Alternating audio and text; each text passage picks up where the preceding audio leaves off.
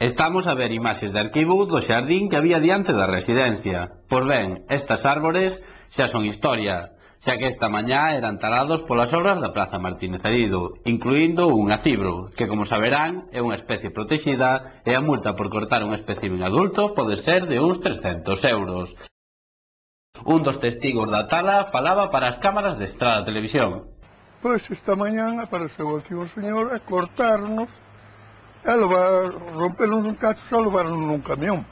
Iso sí que non, o camión marchou por aí cara onde hai a gasolinera, por aí arriba, pero non podo dicirlle máis nada deso.